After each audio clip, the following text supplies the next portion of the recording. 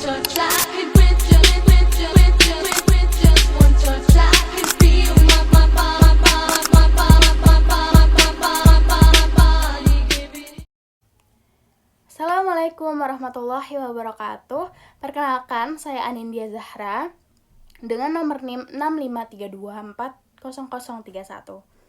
Baik, kami akan mempresentasikan materi mengenai analisis kelayakan ekspor kopi Robusta dengan fokus utama pada analisis kompetitif, di mana kami mengekspor kopi Robusta ini ke negara Italia. Nah, apa sih yang menjadi alasan kami untuk memilih produk tersebut? Alasan kami memilih kopi Robusta karena kopi merupakan salah satu komoditas unggulan di Indonesia, namun seringkali dianggap kalah bersaing dibandingkan kopi Arabica. Nah, oleh karena itu, melalui analisis ini, kami ingin melihat sejauh mana kopi Robusta ini memiliki peluang untuk bersaing, khususnya yaitu di pasar ekspor. Selanjutnya, pada slide kedua, yaitu kami membahas tentang tujuan analisis kompetitif. Tujuan utama dari analisis ini ada 3. Yang pertama, yaitu kami mengidentifikasi posisi kopi Robusta. Nah, dalam persaingan pasar kopi ini, baik itu di pasar domestik maupun potensi ekspornya. Nah, yang kedua, kami membandingkan kopi Robusta dengan pesaing utama dari sisi harga, kualitas produk, maupun saluran distribusinya. Yang ketiga, kami ingin menemukan market gap. Biasanya adalah celah pasar yang tersebut belum dimanfaatkan secara optimal dan menjadi peluang strategi ekspor kopi Robusta ke depannya itu seperti apa. Baik, selanjutnya pada slide ketiga, kami akan membahas tentang landasan teoritis. Analisis ini didasarkan pada teori keunggulan kompetitif oleh Michael Porter. Menurut Porter sendiri, suatu produk dikatakan dapat bersaing apabila memiliki keunggulan dalam beberapa aspek utama. Aspek tersebut meliputi yaitu harga yang kompetitif, kualitas produk, saluran distribusi yang efektif, serta diferensiasi nilai produk. Nah, dengan menggunakan teori dari Michael Porter ini, kami dapat menilai apakah kopi Robusta ini hanya unggul dari sisi harga saja atau memiliki potensi keunggulan lain yang bisa dikembangkan.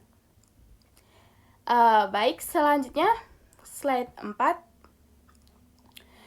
Kami akan membahas pesaing inti yang kami analisis. Yang pertama, dalam analisis ini kami membandingkan kopi Robusta dengan beberapa pesaing utama, yaitu seperti kopi Aceh Gayo, kopi Arabica, espresso blend, dan kopi Flores Bajawa. Seluruh produk tersebut berada pada segmen pasar retail dan kedai kopi, sehingga memiliki target konsumen yang relatif sama. Perbandingan ini penting agar analisis dilakukan tetap relevan dan mencerminkan kondisi pesaing yang sebenarnya di pasar ekspor tersebut. Selanjutnya pada slide 5, yaitu ada perbandingan harga. Nah, berdasarkan data harga, terlihat bahwa kopi Robusta ini memiliki harga paling rendah, yaitu sekitar Rp144.000. Sementara itu, kopi Aceh Gayo dan kopi Arabica yang lain berada di kisaran Rp186.000, espresso blend sekitar Rp162.000, dan juga kopi Flores Bajawa menjadi yang paling mahal dengan harga Rp270.000. Nah, dari perbandingan ini dapat kita simpulkan bahwa keunggulan utama kopi Robusta saat ini adalah dari sisi harganya, sehingga lebih terjangkau bagi konsumen. Nah, selain dari segi harga, segi rasa juga kopi Robusta ini banyak diminati oleh orang-orang di mancanegara. Baik. Selanjutnya, next. Di sini saya akan menjelaskan tentang analisis saluran distribusinya. Saluran distribusi kopi sendiri itu berperan penting dalam membentuk citra produk dan menjangkau pasar yang tepat, entah itu pasar ekspor maupun pasar impor ataupun pasar retail juga. Nah, sebagian besar produk kopi yang tadi kita sebutkan seperti kopi Aceh Gayo, kopi Arabica, dan kopi Flores Bajawa sendiri itu didistribusikan melalui outlet coffee yang menyasar pasar retail dan konsumen umum seperti kafe, kedai kopi maupun supermarket, karena biasanya dijual-jual juga di supermarket, jadi mereka juga mengincar supermarketnya juga. Nah, sementara itu untuk kopi kelas premium yaitu kopi Flores Bajawa itu lebih banyak digunakan untuk membelakang Java Coffee itu di cafe, saya lupa namanya apa, tapi ada salah satu cafe yang memakai Flores Bajawa tersebut. Nah, itu dia sebagai distributornya yang berfokus pada cafe specialty, hotel berbintang, dan restoran yang eksklusif juga. Nah, pilihan saluran distribusi yang tepat sendiri itu pun akan mengaruhi segmentasi para pasarnya, citra merek, dan harga jual produk. Untuk selanjutnya saya akan menjelaskan tentang pemetaan posisi strategis harga versus kualitasnya. Nah, berdasarkan pemetaan harga dan kualitas yang sudah kita baca dan juga sudah bikin laporannya dan juga sudah bikin untuk grafiknya juga maupun tabelnya. Nah, itu berdasarkan pemetaan harga dan kualitas, kopi Robusta itu berada posisi harga rendah, kualitas standar. Sedangkan untuk Arabica dan Aceh Gayo dia itu di harga yang menengah tapi kualitasnya sudah oke, sudah udah tinggi. Nah, untuk Flores Bajawa sendiri itu dia pada segmen harga tinggi tapi kualitasnya itu lumayan bisa dibilang premium dan mahal banget. Untuk espresso blend dia itu harga menengah tapi fungsi spesifik, dia ada fungsi, dia ada kualitasnya juga.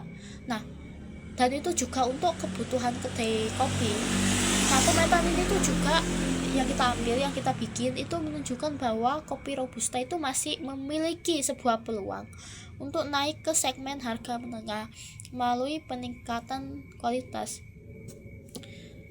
Di sini saja saya akan menjelaskan tentang identifikasi market gap yang sebelumnya sudah dijelaskan oleh teman saya tadi. Market gap itu seperti apa, dan untuk saya akan menjelaskan tentang analisis market gap di kita ini seperti apa.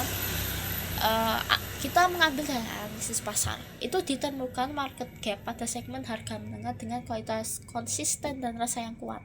Segmen ini memiliki permintaan yang lumayan tinggi namun belum dimanfaatkan secara optimal dengan karakter rasa yang kuat dan kandungan kafein tinggi. Nah, kopi Robusta itu berpotensi mengisi celah pasar itu melalui bisa dibilang peningkatan mutu kontrol lah, harus dilihat-lihat lagi seperti itu. Itu dia harus juga mengontrol seperti kualitas dan proses roasting yang presisi agar mendapatkan yang bisa dibilang hasil yang sangat terbaik seperti itu.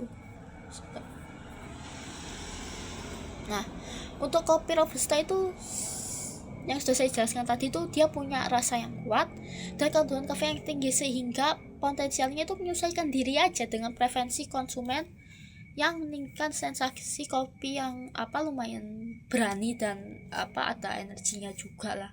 Jika produk ini dilakukan peningkatan mutu secara serius, misalnya proses roasting yang lebih presisi, itu grading biji yang lebih ketat lagi, itu penerapan kontrol yang lumayan baik, itu dapat menghasilkan hasil yang bisa dibilang lumayan bagus seperti itu. Selanjutnya saya akan menjelaskan tentang hambatan tarif dan non tarif. Nah, dalam ekspor kopi Robusta, hambatan tarif relatif rendah di beberapa negara tujuan namun tetap dipengaruhi oleh pajak dan biaya masuk. Sedangkan hambatan non tarif itu tantangan utama seperti standar keamanan pangan, sanitasi, kualitas produk, serta regulasi pelabelan dan sertifikasi. Nah, oleh karena itu eksportir itu perlu memastikan kepatuhan terhadap regulasi internasional agar produk dapat diterima dan bersaing di pasar global.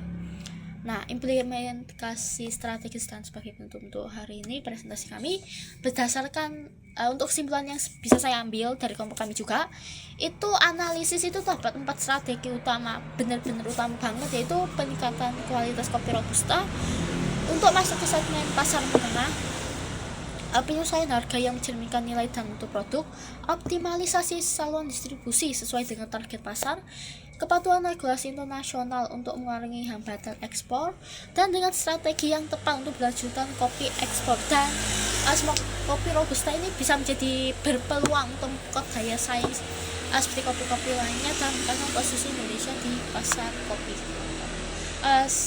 Demikian untuk kesimpulan kelompok kami hari ini. Mohon maaf jika ada salah kata. Terima kasih sudah mendengarkan.